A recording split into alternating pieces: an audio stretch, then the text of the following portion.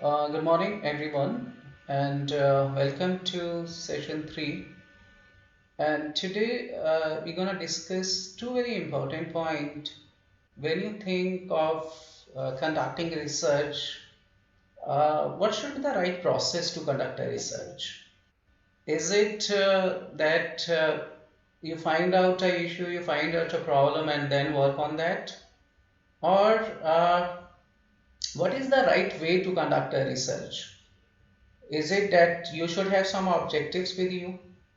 Or if you have some issue or some problem or objectives with you, then next what?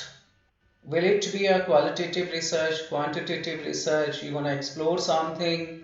Then how to select people because you cannot collect information from each and every one. So how to decide that how many representative of a particular population you're going to select and how you're going to select them so that each and everybody in a population or in a sample will have an equal chance to get selected. So these are few very important things I thought I should discuss with you before we proceed further. And with this session third, we are able to discuss your unit 1.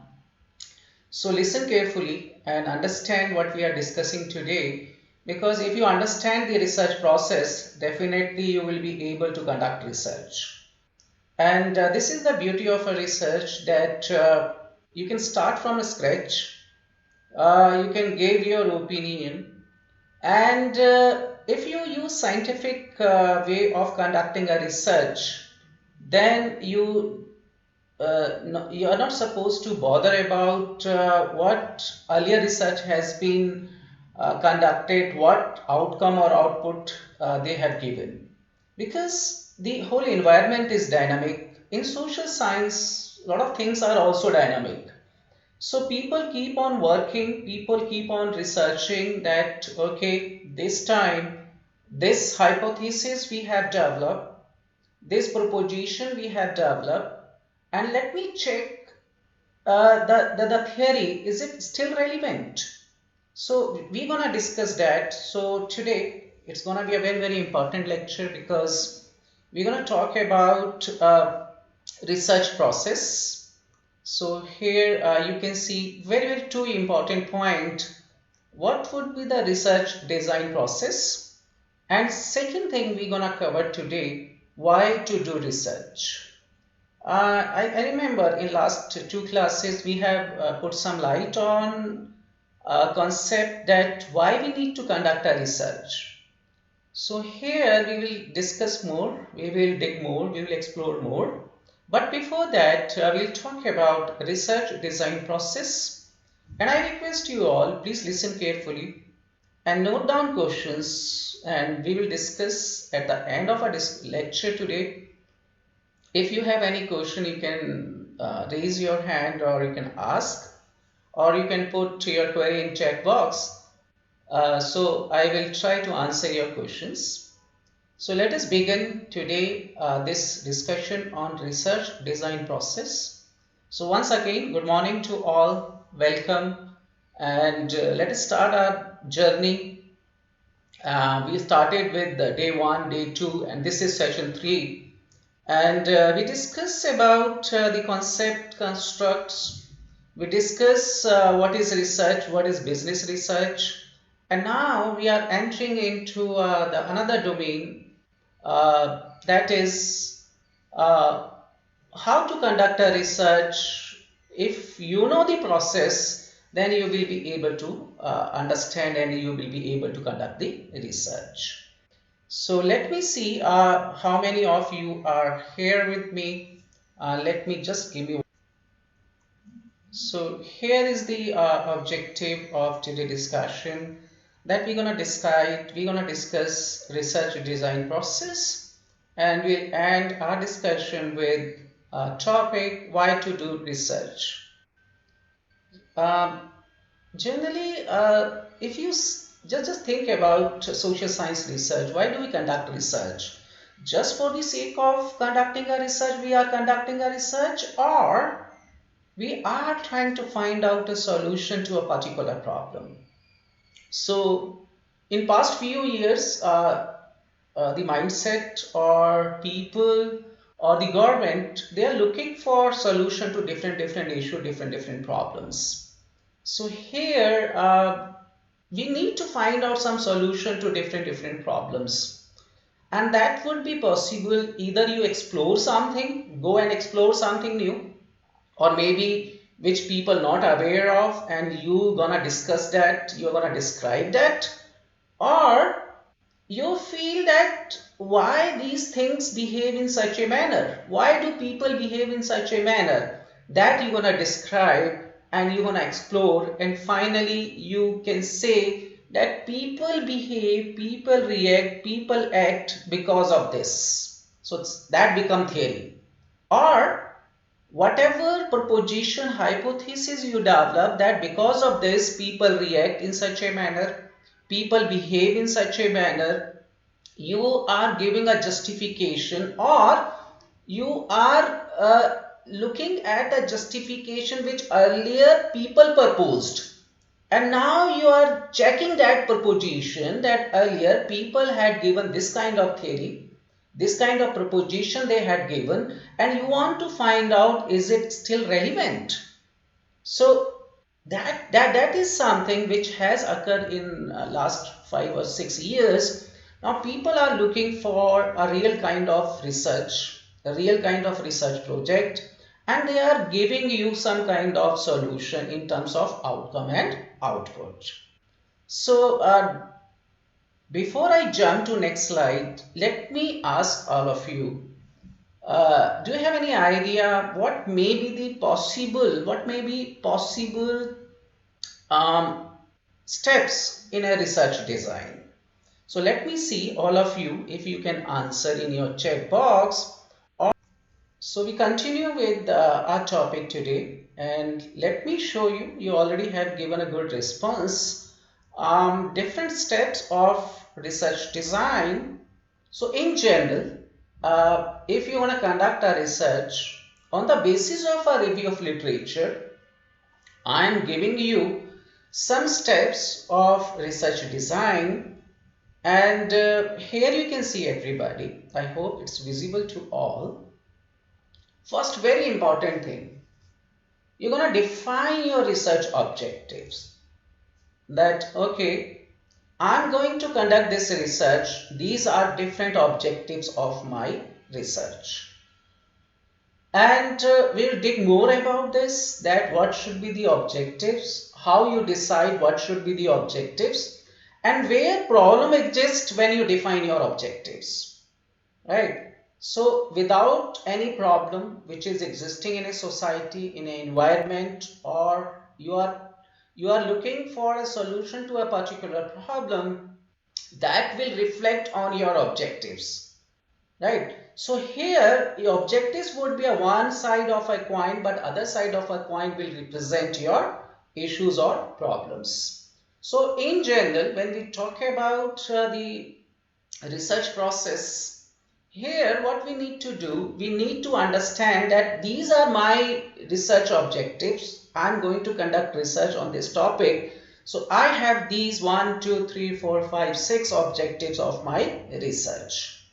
Now, second, very important thing, you have something in your mind that this is gonna be a problem, this is gonna be objectives of my research. Now, next what? Will it be like that I need to collect data and just analyze it? Will it be a scientific process of conducting a research? No.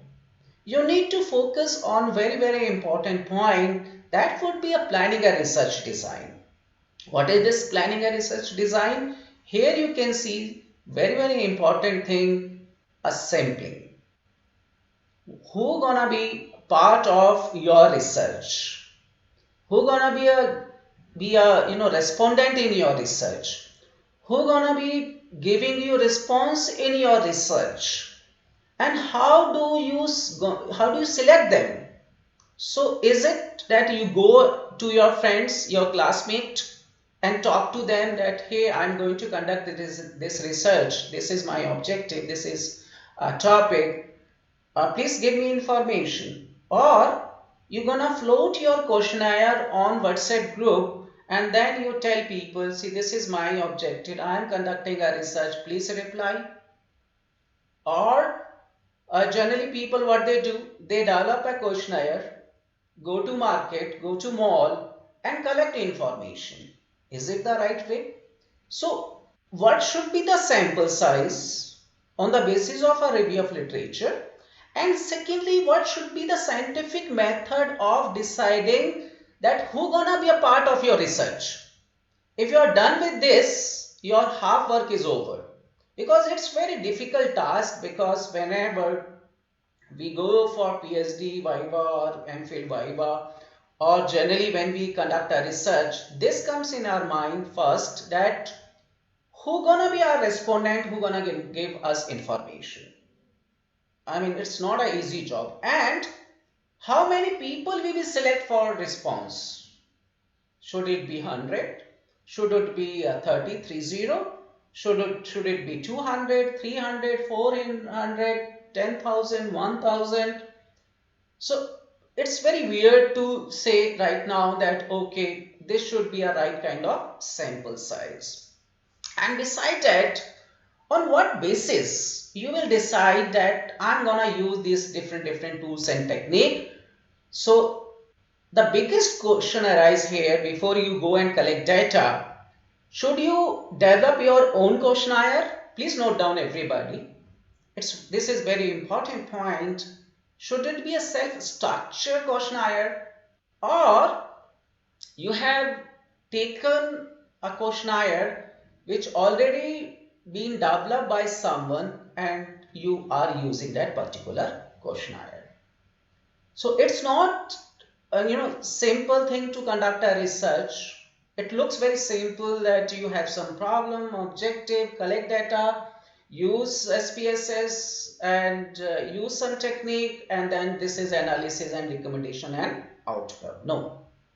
At each and every step, remember, at each and every step you need to justify. What would be your role? Your role would be to justify that, okay, why this sample size I have selected, why these many people I have selected, that you need to justify. And why you have developed your own questionnaire, that you need to justify. Or why did you select a questionnaire which already been developed by someone else? So these answer comes from review of literature. So review of literature is not just a one chapter in your research, that I have gone through these many article, research paper, and on the basis of that I feel these all should be a part of my research. No, no, no, no. Review of literature means, here you see from 1 to 6, all steps should be justified. So your role as a researcher would be to justify objectives, research design, sampling, and data collection. And the questionnaire you have developed, will it be your own questionnaire you're supposed to develop, or you're gonna use the already existing questionnaire? Now next comes the collection of data. So the collection of data, people generally, what they feel that I should go and whatever data available, I should collect that data and use some tools and techniques, and that's absolutely fine.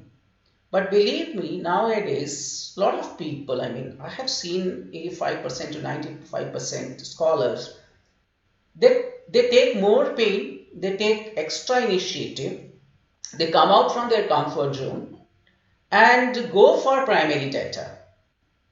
And this is the beauty of a research, that you're gonna add some value to existing knowledge. And that would be possible when you collect information in a particular environment, in a particular context, with a particular domain. So that is the beauty of research, that now you are able to talk to people. You are talking to them that what are they like, what are their dislikes, why do they purchase, why they have this kind of behavior, right? So a lot of people go for primary research, a lot of people they collect existing data, and use for research. So there is no harm. I mean, you can be either this side or this side. So that's totally up to you. But what you need to justify, why you gonna do this research, why you gonna conduct this research on this particular topic, and that justification must come from review of literature. If you say that I feel so, this would not be a right answer, this is gonna be a wrong answer.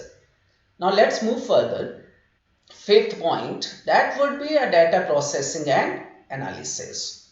Now data processing and analysis, we have now tools like SPSS.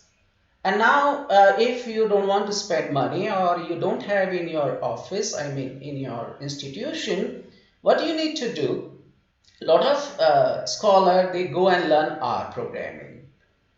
I don't know, I can't say anything about R programming or SPSS. The important thing would be whatever you do on SPSS, whatever you do on R programming, the same thing you can do in MS Excel. So, I mean, you don't need to learn SPSS and then learn R programming, right? If you know little bit about Excel, then definitely you will be able to do all whatever you are doing in SPSS and R programming. So don't bother about it. What you need to do, if you have data, if you don't know anything about these tools and techniques, then find out the right person who knows these techniques and tools. Take their help, right? This is a right process, because as a researcher, either you're gonna collect data, or gonna analyze information, or gonna learn SPSS, or you're gonna learn R programming. What are you gonna do? So your role would be, you know, doing this and this, so many things. No, it should not be like that. You need to be very focused. That if you don't know statistics, if you don't know R programming, SPSS, don't worry about it. But what you need to do, you know your research better than anyone, because it's your research. You know the objectives, you know the constructs, variable, that already we have discussed in detail. I hope you remember in last session. So here what we need to do, we need to focus on our research objectives, the planning. Here you see the planning, the sampling, planning a research design. So as a researcher, we need to plan a research design, plan the sampling, and uh, leave aside the process of analyzing, and find out the right person who can work for you, right? And then last very important thing, I hope it's not visible to you because its screen is a bit small. Let me show you. Okay, now it's visible, I hope, to all of you. Now here you see, uh, if you see nowadays a research, what happens, uh, we use advanced tools and technique, we process data, we analyze, and we give output in terms of statistical language. So whatever you observe, you gave the answer in terms of statistical language, and you forget to infer it in terms of reality. You remember the one chart we had discussed, reality, assume reality, and then the observed reality. So actual reality, assume reality, and the observed reality. So you have observed something, but you're not actually matching it with the assumed reality or the actual reality. So here as a researcher, that would be something you need to play here a very important role. After justification of all 5 points, now your role begin. What you need to do, you need to understand the logic, you need to understand the theorem, you need to understand that why these two variables are interlinked or not related to each other. Why this is so? Is it because of some theory? Is it because of some logic? And whatever outcome your statistical tools and technique have given you, that is actually an observation. Now you need to match that observation outcome and output with the assumed reality, and then finally say that how far we are from the actual reality. So here at the 6th point, Your role would be very, very important, because here what we are expecting from you, we are expecting that you know the interpretation, you know the inferential part, and you know the logic. If you don't know the logic, then the whole process, the whole efforts would be a big, big wastage. So I hope these things are clear to all of you. So now what I'm gonna do, I'm going to discuss this each and every 1, 2, 3, 4, 5, 6 point one by one in detail with all of you. Let me continue with from current slide. Okay. So we have discussed, we have put some light on these 6 points. See, different authors, different books, they have defined this process differently, but somewhere they all reflect on these 6 points. So don't worry that someone else has mentioned another problem, defining the problem or selecting a topic. Somewhere they all revolve around all these 6 points. Just don't worry about this, right? So let us move step by step further. So first, as you see, first point is defining research objectives. Here, we're going to talk about defining research objectives. What would be the research objectives?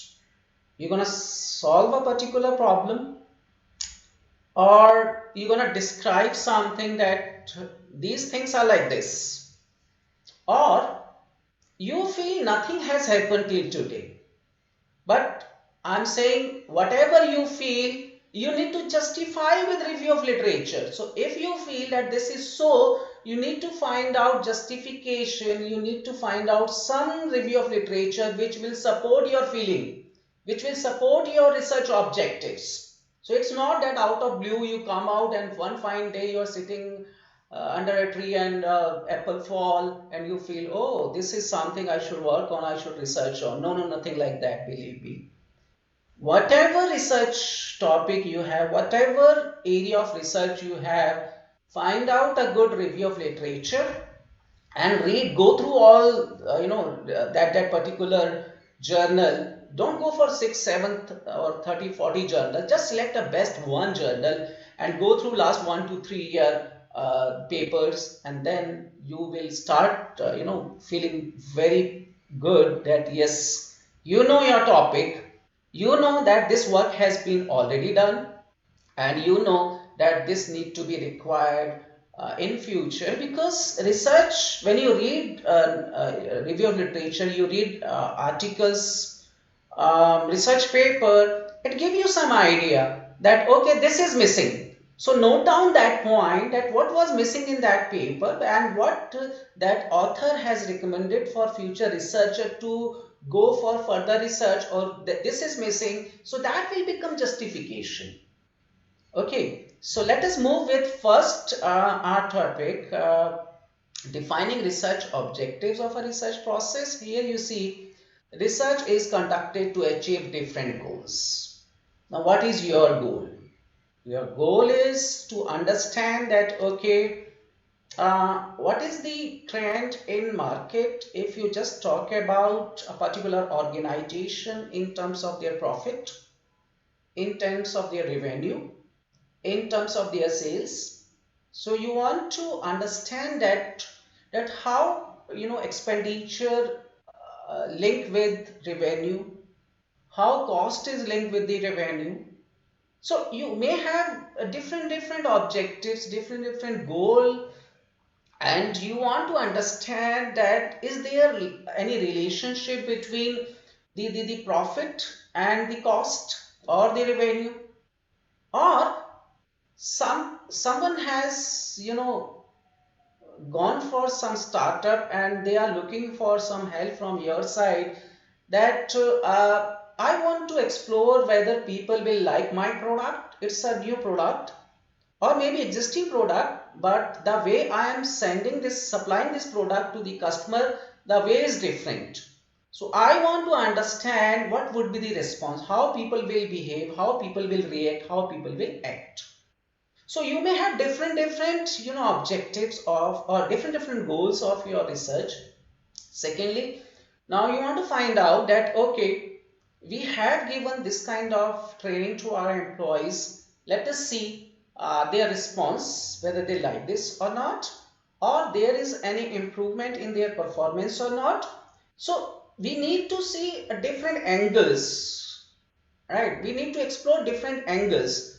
There may be sometimes something which you feel nobody has done any research on this. So let me go and find out why this is so. So you are interested in developing a theory, right? So you may have different goals. So decide that which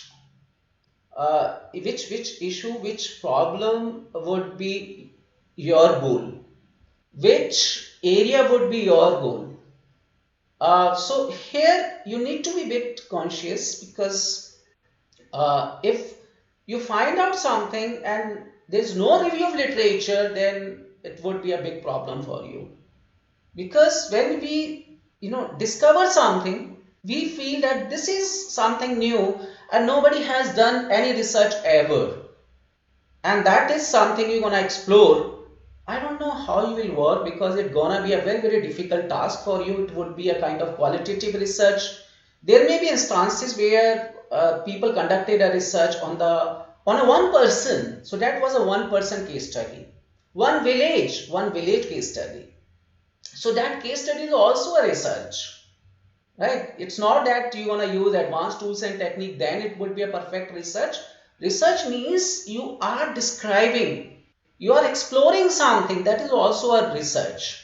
So here research is conducting to achieve different goals. Now you need to decide what is your area of interest, what is your likes, what is your dislikes, and on the basis of that you can decide that okay, this is something I feel I should work on, this is something which I feel is interesting to me, and I should explore this.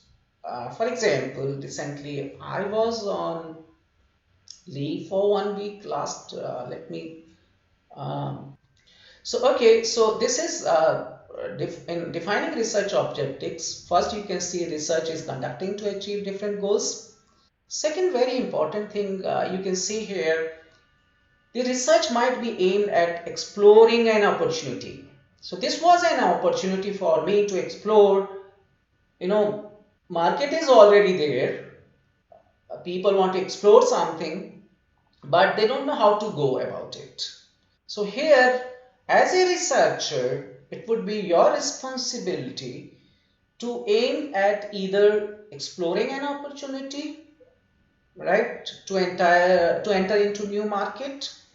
Understanding the reasons for low demand of new mobile phone may be one example, right? So here you can see this low demand of new mobile phone introduced by a company, need for training the employee for higher productivity, impact of new policy on job satisfaction, etc. So these are few examples. So you need to find out, because now we are looking for a real kind of project. So please find out, talk to people, and idea sometimes comes from newspaper also. Newspaper, they give you some idea that okay, this problem, this particular organization have been in this particular problem. I remember I was reading one article in Business Standard, and they were talking about solar panel import from China and manufacturing solar panel in India. So market is 85% we import from China, 15% here in India. So that was some article, and I developed a case study on that, and I and Ahmedabad they accepted it, and now they have forwarded it to business Harvard Business School. So I believe that that will be also published soon. So this is what you need to find out, different script, different information, maybe in on internet, maybe on newspaper, maybe magazines, maybe a review of literature in article or research paper. So that will really help you that okay, this is a problem which is existing. So you need to justify that this problem is existing. So that is your role. So here you see the objective of the research are dependent on managerial decisions to be made, which is generally described as a problem statement. So here you see, as I mentioned, objectives and problem are two sides of a coin. So objectives of the research are dependent on managerial decisions to be made, which is generally described as problem statement. Now I hope that point is clear to all of you. Now if you know the problem, it's your responsibility, it's a kind of managerial process to describe the objectives. Okay, so I hope this is clear to all of you. Now let's move further as far as defining research objectives are concerned. The research objectives is about defining the situation, understanding an opportunity, analyzing and understanding the business operation. These different types of research objectives define different types of research design. Okay, so you are defining a situation, understanding opportunity, analyzing something, understanding the business operation. So these all are, now you can select one, defining a particular situation, or understanding opportunity, or analyzing and understanding the business operation. But or all you can club together, and on the basis of that you can further go for research design. But before you go for research design, you must know all these points. So this is one I thought I should discuss with you. So defining research objectives, then let us move further. Here you can see planning a research design. Because research design would be based on this, you can see first defining the situation, understanding an opportunity, analyzing, understanding the business operation. So if you know this, here we can go for planning a research design. The process of research design begins immediately after recognition of objectives and problems. So before you go for planning a research design, you must know objectives and problems. And here you can see what is this research design. A research design is a framework that describes the design techniques, process, procedure to collect and analyze the data, schedule and cost of the research. So this is something we need to understand as a research, that what we're gonna do in research design. So in research design, step by step, you can see that what kind of design techniques, process, procedure to collect data. So first things you need to understand how you're going to collect data, what would the procedure, what would the process, what technique you're going to use to collect data, right? Whether you will develop a questionnaire, what would be the time period, right? It may be that today you collect data, then after 1 week, after 1 month, after 1 month again, after 1 year again you collect data, or you collect data just one point of time, right? Or time and cost, that play a very, very important role. If you have unlimited time, unlimited money, there is no issue, there is no problem. But here we all know that there is a dearth of time, dearth of money. So we need to be very, very limited. We need to be very, very, conscious that whatever research I'm going to conduct, it should reflect on the total population. And one thing remember, you cannot collect information from the whole population. So here you see, in general, research design describe how to go about answering the research questions. So you have research questions, how to go about it, and contain objectives derived from research questions. So in business, because we are actually from social science, we are focusing on research in business, in commerce, in trade. So in business research, you might have noticed one very important thing, because it's most of the time about respondent, those who are gonna be our buyer, those who are gonna be our consumer. So in business research, survey is the most common method of collecting primary data. Generally, business and management research design combine qualitative and quantitative elements. So there is no harm, because if you collect data and whatever answer you have collected from your questionnaire, you need to justify that with the explanation, with the justification. And that justification, explanation will come through interview, will come through group discussion, will come through what people they they explain, right? For example, if you ask which brand of mobile phone you like the most, so people will say, okay, Apple or Samsung or maybe some other. Now this is some data you collected. Okay. Now if you want to know why do they like this particular brand, either Samsung or Apple, so they will now here it's not about yes or no, it's not in terms of quantitative, but it would be in terms of explanation that I feel that it gonna match my personality, it gonna have some good feature, it's gonna have some good quality. So you are giving some reasons. So these reasons actually become a qualitative justification to your quantitative information or data you have collected. So here, whatever quantitative information you're gonna collect, it should be supported with the qualitative information.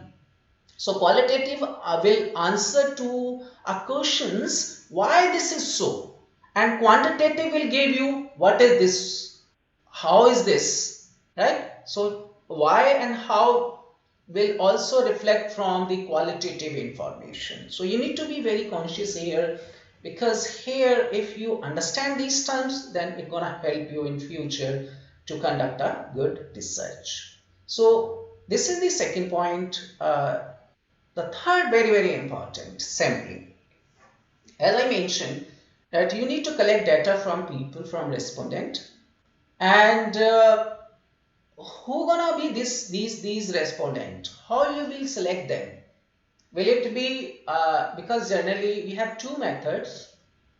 One is random, or probability sampling, non-probability sampling.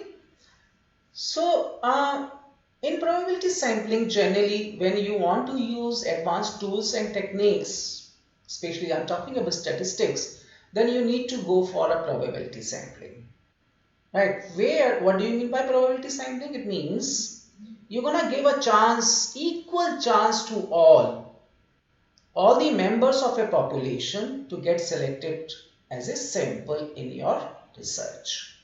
How is it possible? This is possible either you develop a systematic sample process, or we have some statistical method through which you can use. For example, there is a website www.random.com. So suppose you have a population of 10,000 people and you want to select randomly 500 people out of 10,000 people.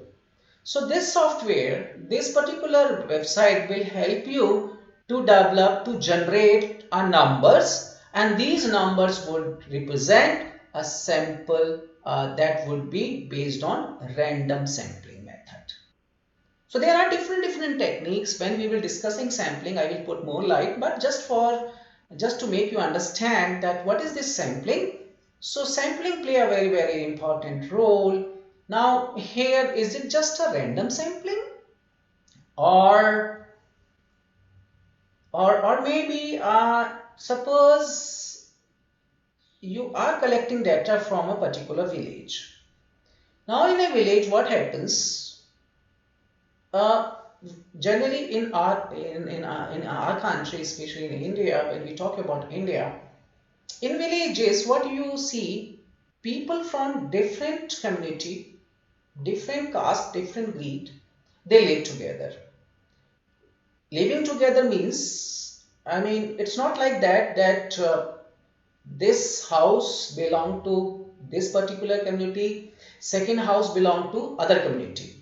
So basically, in a village in India, if you see, if you divide the whole village in terms of street, so 1, 2, 3 street belong to a particular caste, third, fourth, fifth, sixth belong to other caste, then remaining belong to other caste. So now, because caste, caste system is still prevalent in villages, you might have noticed this. So here, if you want to collect data from the one village, And here what is important, that you need to have representation from all caste in a particular village. So will it be a random method that will really justify that? So you need to think about twice before you enter into sampling, because if you take an example of a village, if you go for random sampling, I don't know up to what extent we're gonna give a chance to each and everyone, because here you see one community, one caste, then after one or two street you will see another caste, then one or two other street you will see the other caste. So the whole village is divided into this kind of strata. So here strata works, that is stratified sampling. Now instead of village, suppose you comes to Mumbai and you want to collect data from a particular society which is there in a particular not a society, but what do you call it, apartment in a particular place. In an apartment, it's not necessary that you will see people from a particular caste, particular creed, or particular religion. Generally, what happens in a metropolitan city, in first floor, a person belong to a particular caste would be there. Second floor, a person from South India or North India or East or India or West India. So here in apartments, especially in metropolitan city, you don't have that kind of system which was prevailing in villages. So here, what play an important role, right? The whole, everybody would be heterogeneous, right? Within the apartment, they would be different in terms of their caste, in terms of other things. So here you need a different sampling, right? So you need to understand the people, those who wanna be your sample. So we will discuss about this sampling in detail, don't worry, but let me put some light on this. After research objectives and design, researcher has to decide whether to collect data from every possible case. I don't know it's possible or not. If you talk about Delhi University, I don't think it would be possible, because we have 500,000 students. Oh my God, you can't go to each and every student, and it's not feasible. So that would be a population. If you talk about Delhi University student, or from a sample which represent the whole population. So instead of going to 500,000 students, what are we gonna do? You select sample of 5,000 students. I hope that would be a bit possible, or maybe 500. So here you can see, however, for many research objective and questions, it would be impossible. Generally, it's impossible to collect and analyze data from each and everyone. And that is because they are not accessible. Maybe other could be a reason that you don't have sufficient time or money, right? So there may be a different instruction, different issues. So in general, research objective and questions will need sample data to generalize statistically all cases from which the sample has been taken, right? So if you want to generalize your study, what you need to do, you need to go through systematic sampling process, systematic research, systematic way of research, or scientific way of research. Then your output or outcome, you will be able to generalize your output and outcome, right? So here let us go further. For example, if a researcher wishes to collect data from consumers, what they thought about the taste of a new ice cream launched in a market, and 80% said they didn't like it, then researcher might infer that 80% of all consumers felt the same. And this would be possible when you go through this process we have discussed. So you need to be a bit conscious. Should it be a random, strata, cluster? Okay. So if you are going for probability sampling, we will discuss it. I will explain each and every point. So this is the third point. And here the sampling. Important aspect of the sampling is to decide the size of the sampling. So now you know who gonna be a sample in your research. Sampling would be, what should be the right size of a sample? Should it be 3030, 100 100, 200 200, 500, 500, 1,000, 1,000 or 10,000 or 1 lakh. So we are moving, going ahead step by step. So how big or small a sample should be? This remain a big question, especially when you talk about research. This remain a big question in the mind of researcher, because whenever they think of how many people should I take for my research as a sample, I don't know how to justify it. Larger samples are better, but how large it should be, right? How small it should be. So as a practical reason, it is not possible to select a large sample that we all aware of. However, proper probability and non-probability sampling techniques can help in deciding the size of the sample. The second important aspect of the sampling is to decide who is to be sampled. So we'll talk about this because sample play a very important role not only in this what we have discussed, but using advanced tools and techniques. That also you need to consider. So when you directly jump to a chapter where they're talking about tools and techniques used for analysis, they will take care of this sampling also, that what was your sample size, was it based on probability or non-probability sampling, so that you need to. So all in your research from A to Z, everything is interrelated. And remember, as a research, there must be a rhythm from A, B, C, D, all steps in your research. Here you can see the answer to this problem is what constitute as the target population. So you know that, as I mentioned, Delhi University students, would you like to collect from all students? We have different streams: science, social science, commerce, arts, right? Within science also you have different domain. Within commerce also you have different domain. Within arts also you have different domain. So who do we want the sample to reflect? This remain a big questions as a researcher. This is also known as the subset of population, which is the actual focus or target of the research inquiry. So you cannot go to each and everyone in the university and talk to all. Even you talk about population of teachers, 5,000 students. I don't know, 5,000 teachers or more than that. In the university, it would be very difficult task to access all the teachers in the university. So better idea would be you take a sample. Maybe you're talking about those people, those who are in science. I'm talking about professor, teacher, or commerce, or management, or maybe art. So you need to decide who gonna be, who do we want the sample to reflect. So for example, defining the population as all the students studying in Indian University.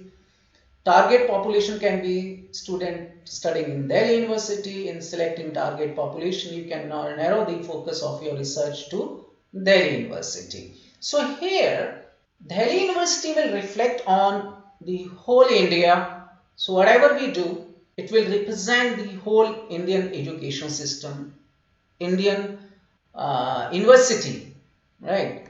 So now let's move to the fourth, step of our discussion, that is the collection of data. So we have sampling process, then sampling, and now collection of data. The data gathering begins immediately after sampling has been formalized. So you now know the sampling, how many people you're gonna select, who these people gonna be. You need to collect data. It's the collection of data is the process of collecting and gathering information. So data may be collected by interviewer, observer, and surveyors. There are many techniques available to collect the data. So researchers may be interested in collecting secondary data, which has been collected initially for some other purpose. For example, government departments undertake survey and publish those covering social, economical, and demographic topics. And this data, when used by other researchers for their study, is known as secondary data. And the biggest, you all know, the 2011 says 2001, right? So this information actually explain all possible dimension, all possible domains of citizens in India. Age, income, education, even the caste, everything about people in India. And researcher might also has to collect primary data, which is collected afresh and first time, and thus happens to be original in character. Interview and survey through questionnaire are very common method of data collection. I hope you've been a part of different survey whenever you visit mall or sometime at petrol pump also. The person come to you and request you, sir, can you give me 2 or 5 minutes? I'm going to give you small gift. Please fill out this questionnaire for me. So you take time and fill out.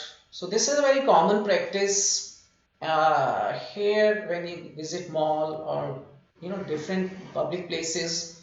So they request you to fill out this.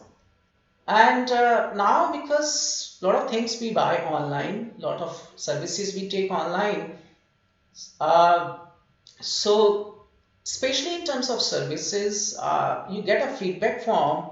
Tell me about the your experience about a particular product, goods or services, your satisfaction about or experience about a particular goods or services. So this is also collecting information about a particular experience, particular satisfaction of a particular product. So these things has become very common. But what we need to do, because whatever data you collect, it may not actually statistically significant. What is the statistically significant? One day, maybe after 2 or 3 classes, we will put some light on this, that why do we need to use this advanced tools and techniques? Because we need to use term statistically significant. What do you mean by this? So this is very something very special. Note down, everybody. Whatever advanced tools and techniques, see, you can use mean, median, mode. Very simple thing. Do you think mean will or mode or median will actually reflect on the real proposition or hypothesis or no understanding of a particular concept in terms of data? So here mean, median, mode gave us some idea, but actually if you want to prove it scientifically, so you need to go for tools and techniques. These are advanced tools and techniques. And when you use this, now you are sure about your research, sure about your outcome and output, that now you are statistically significant, whatever the answer, whatever interference, whatever outcome, whatever output you are giving.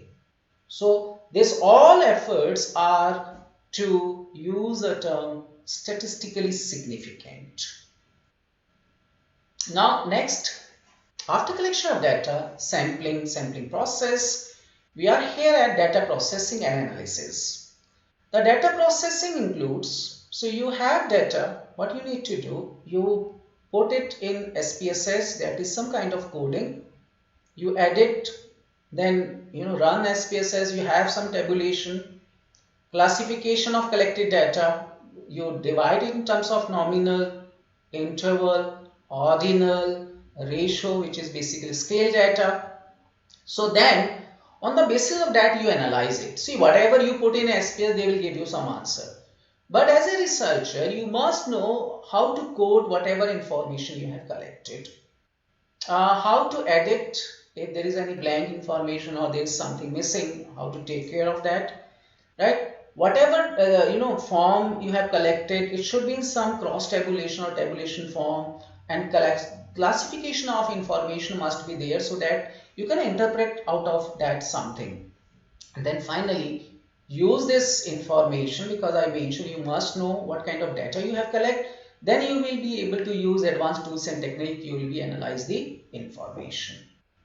Now here, whatever mistake has been conducted when you collected data, consistency of information, that is reliability and validity, we will talk about, don't worry about that. And What you need to do immediately after data collection, data has to be processed and analyzed as per the research design. Now, the analysis of data include computation of data with statistical techniques to find out direction, pattern, association, and relationship. So, four main thing you're gonna do with the statistical tools and technique. You're gonna understand what is the pattern, what is the direction, and is there any association? You remember we discussed a case of smoking and marks, grades, right? Association between two weird variable, then relationship, right? So this is what statistical techniques help us to understand. Is there any pattern between two variable, more than two variables? Which direction they are representing? For example, intelligence and your performance.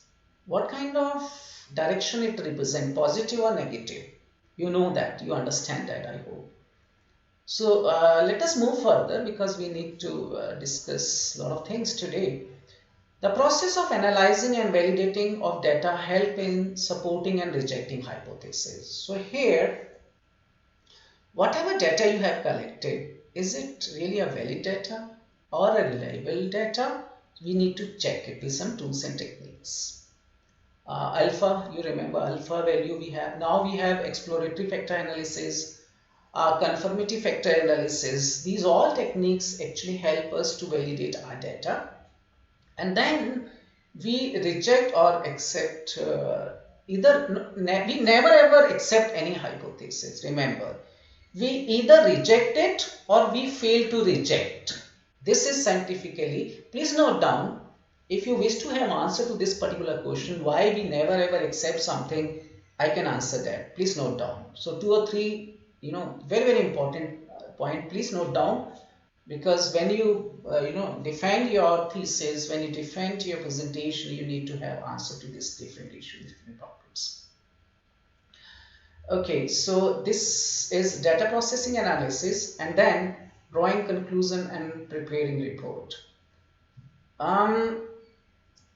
Preparing a report, it's also a very important task, because who's gonna read it should be a systematic way to represent. The report consists of interpretation of result, describing the implication, and drawing the appropriate conclusion for managerial decisions. So remember, this is going to be very, very important, because our all effort should reflect through this report. And here you say, researcher has to communicate the result that include what was done, what occurred, and what the result means in a concise, understandable, accurate, and logical manner in the research report, right? So these two things are going to be a very, very important part of your work, your paper, your research. So before I jump to next, I think because we have discussed something very, very important today. Maybe this we can discuss why to do research in the next class. We will discuss that. So for today, let me see what kind of query you have. For next 5 to 10 minutes, I can take your queries. So thank you very much for joining.